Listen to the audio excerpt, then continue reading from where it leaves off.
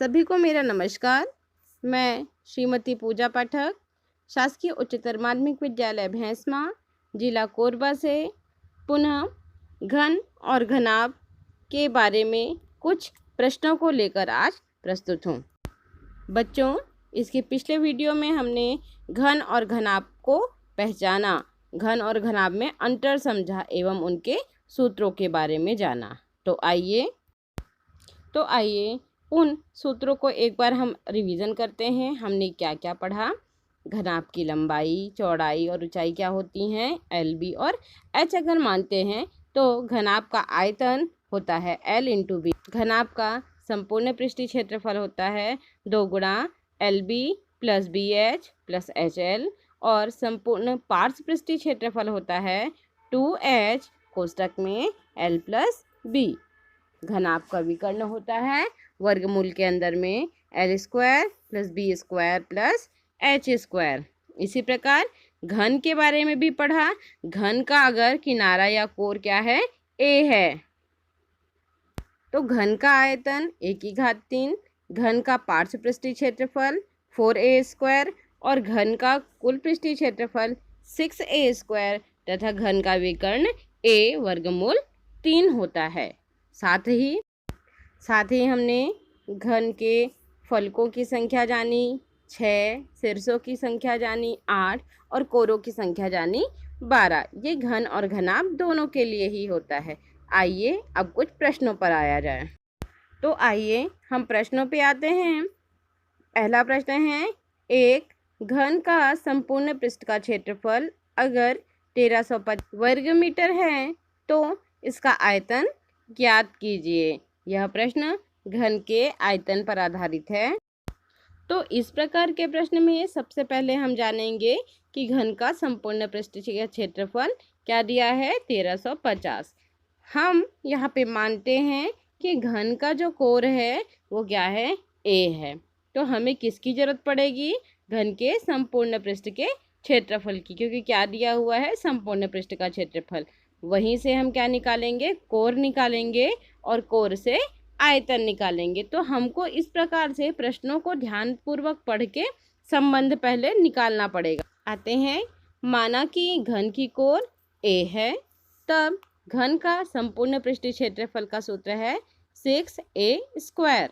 अब प्रश्नानुसार हमें दिया गया है घन का संपूर्ण पृष्ठीय क्षेत्रफल 1350 वर्ग मीटर है, तो 6a स्क्वायर बराबर 1350, ए स्क्वायर बराबर 1350 बटा 6।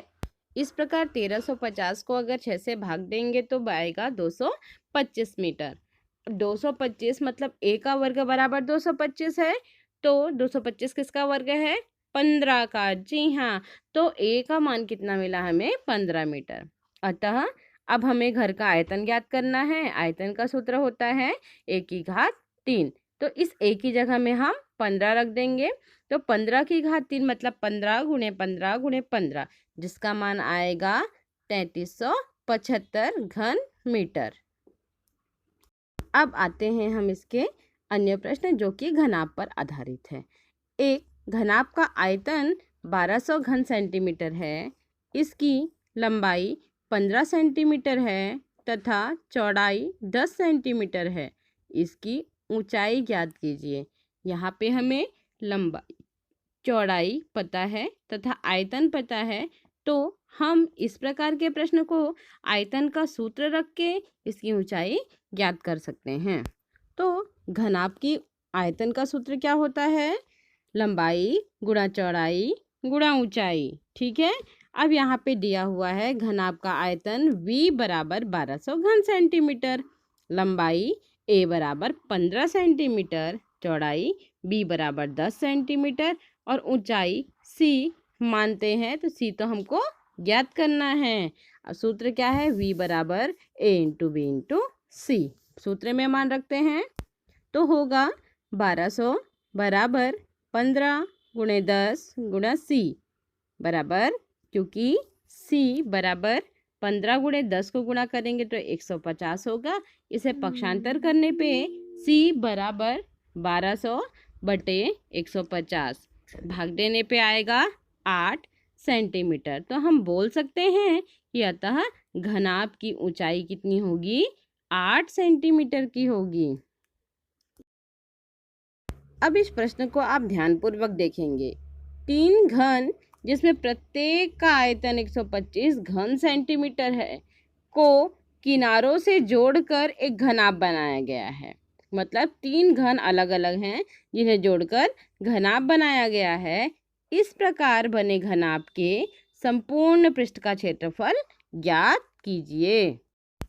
जैसे मानते हैं ये 3 घन अलग अलग रखे हुए हैं, ठीक है।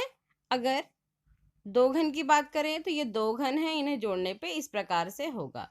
अब ये 3 घन अगर आपस में जुड़ेंगे तो इन तीनों का जो कोण है, लंबाई में बस फर्क पड़ेगा, चौड़ाई और ऊंचाई तो वही रहेगी, किंतु इनकी लंबाई 3 घनों की लंबाई के योग होगी। मतलब 5 धन 5 धन 5 बराबर इनकी लंबाई हो जाएगी 15 सेंटीमीटर और चौड़ाई 5 सेंटीमीटर और ऊंचाई भी 5 सेंटीमीटर ही होगी। तो इस प्रकार हमें लंबाई 15 सेंटीमीटर मिल गई, चौड़ाई 5 और ऊंचाई भी 5 सेंटीमीटर हमें प्राप्त हुई। अब देखते हैं कि हमें ज्ञात क्या करना है। क्या ज्ञात करना है हमें बताइए।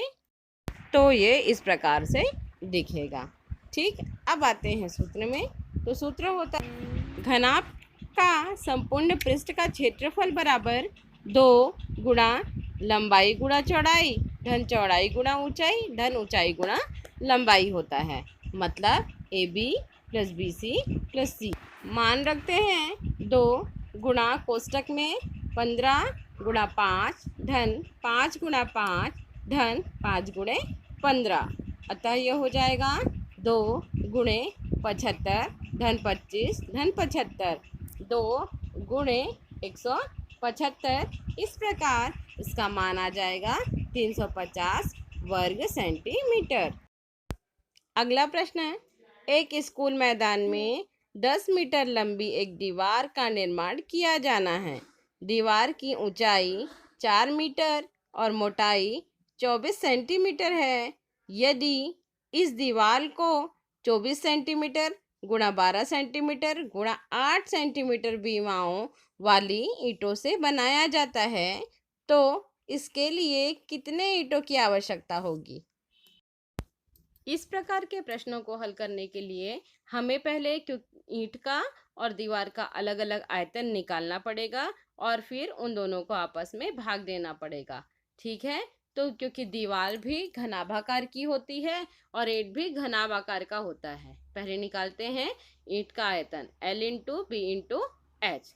एल का मान 24 इंटू 12 इंटू 8 घन सेंटीमीटर और दीवार का आयतन हो जाएगा पुनः L into B into H. तो 10 मीटर गुणा 4 मीटर गुणा 24 मीटर। ये दोनों की इकाइयां समान होनी चाहिए, अतः हम 10 मीटर को सेंटीमीटर में परिवर्तन करेंगे तो 10 मीटर का 1000 सेंटीमीटर होगा, 4 मीटर का 400 सेंटीमीटर और 24 सेंटीमीटर वैसे ही रहेगा। अब हमें ईंटों की संख्या निकालनी है तो दीवार के आयतन में ईंट के आयतन को भाग देते हैं। दीवार के आयतन में 1000 गुणा 400 गुणा 24 बटा 24 गुणा 12 गुणा 8, तो ये प्राप्त होगा 1000 गुणा 50 बटे 12। अतः इसका मान आएगा 4166.6 ईंट। तो हम इसे 4167 ईंट बोल सकते हैं। अब ये आप लोगों के लिए गृह कार्य है, प्रश्न है जो आप बना के देखेंगे। धन्यवाद।